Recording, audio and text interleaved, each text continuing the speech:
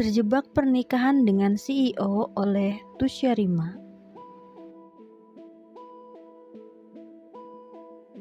Bab 13. Curiga. Apa?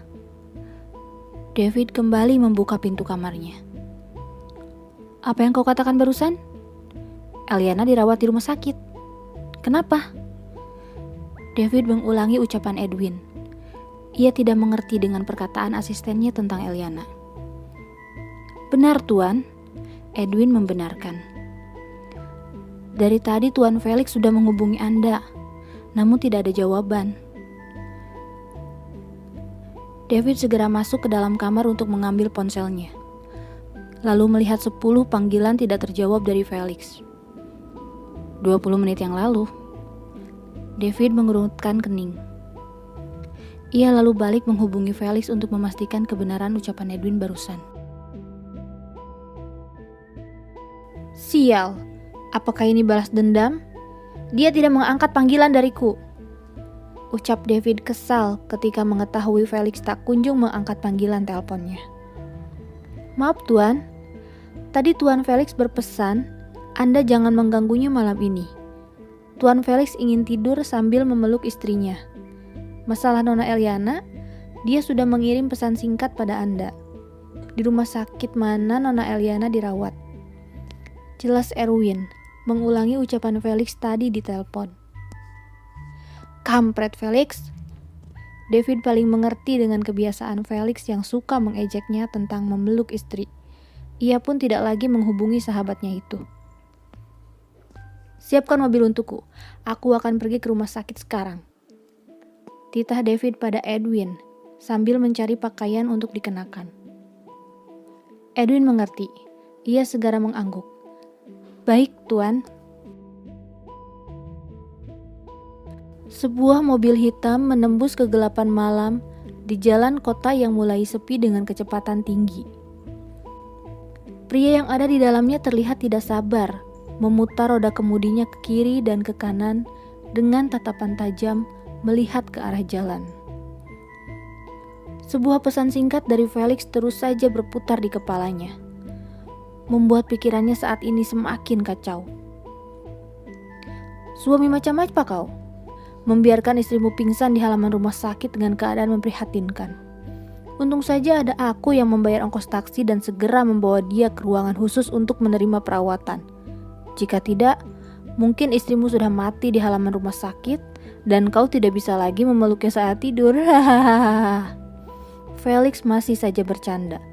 Padahal dia sedang menceritakan istri sahabatnya yang pingsan di halaman rumah sakit, bukan sebuah cerita humor.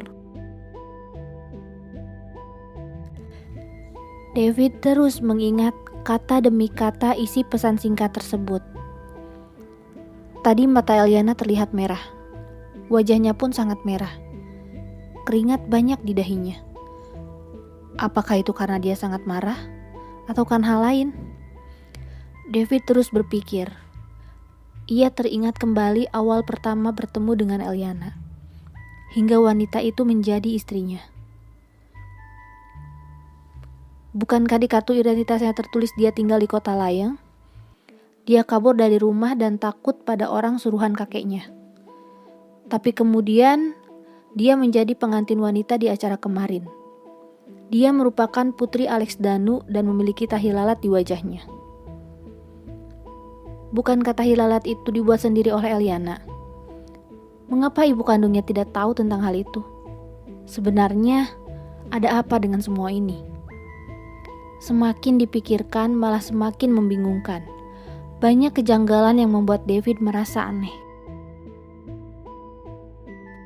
Tidak ingin terus menebak-nebak apa yang sebenarnya terjadi, David segera menghubungi Edwin melalui sambungan telepon. Ia memberi perintah pada asistennya. Selidiki semua hal mengenai keluarga Danu, termasuk putri tunggal mereka, Eliana, dari mulai dia kecil hingga tumbuh dewasa. Jika bisa, selidiki juga siapa saja mantan pacarnya. David memelankan suaranya ketika mengatakan kalimat yang terakhir.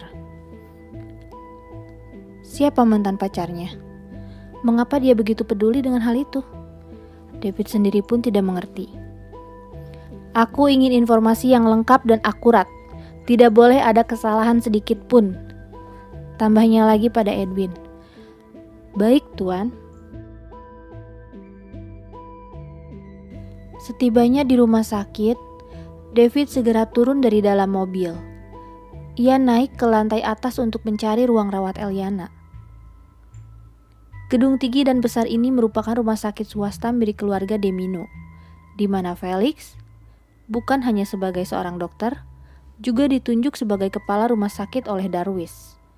Sebenarnya, yang mestinya menjabat sebagai kepala rumah sakit di sini adalah Daniel, adik laki-laki David, yang berusia 28 tahun. Namun, Daniel masih berada di luar negeri dan entah kapan akan kembali.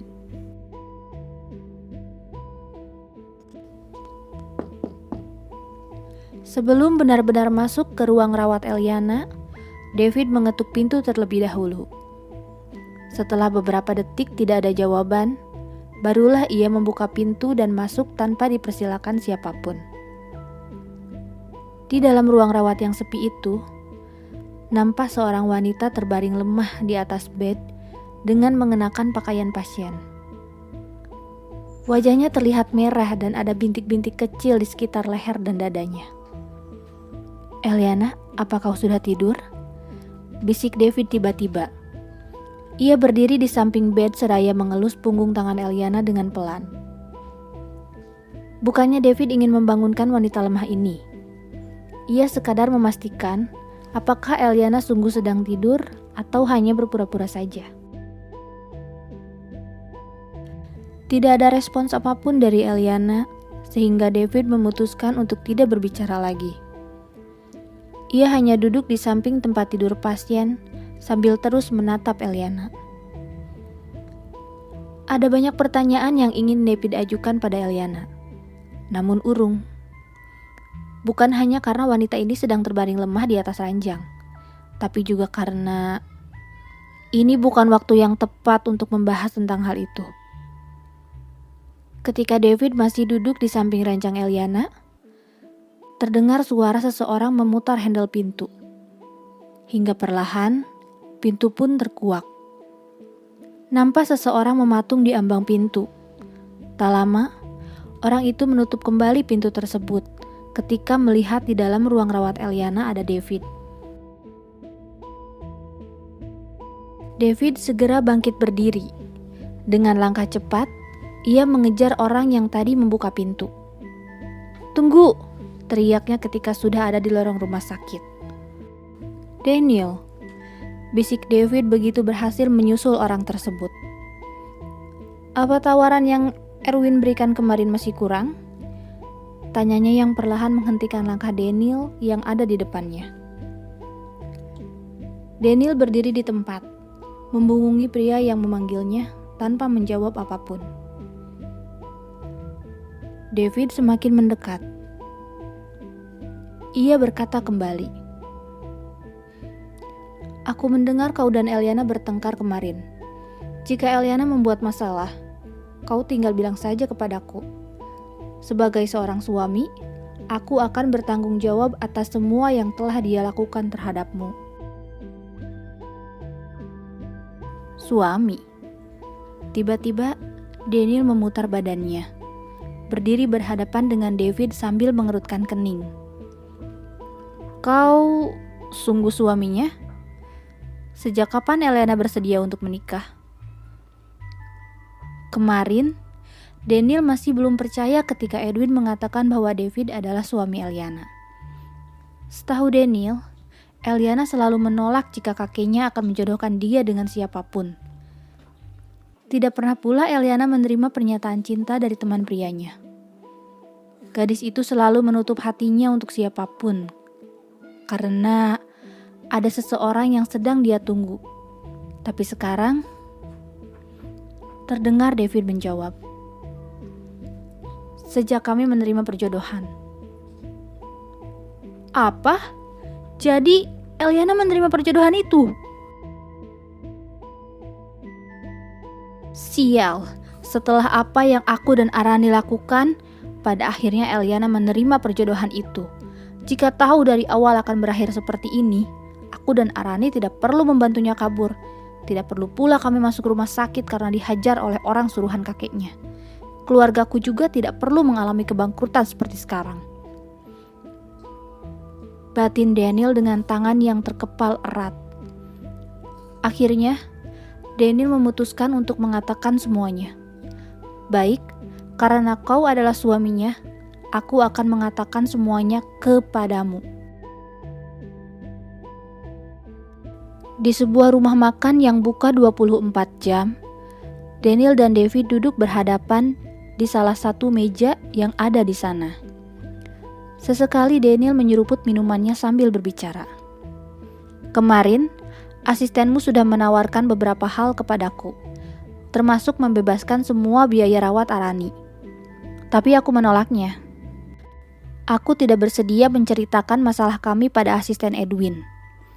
Tapi sekarang, kau adalah suami Eliana. Bisa dibilang, kaulah biang kerok dalam beberapa masalah yang terjadi padaku dan juga Arani. Sudah seharusnya kau bertanggung jawab dalam hal ini. Jelas Daniel dengan penuh kepuasan. Ia sangat puas bisa menyalahkan pria yang menjadi suami Eliana. Apa maksudmu? Mengapa aku jadi terlibat di dalam masalah kalian? David sama sekali tidak mengerti dengan semua ucapan Daniel. Daniel bilang, David adalah biang kerok. Itu sungguh membunuh citra baiknya sebagai pria terhormat.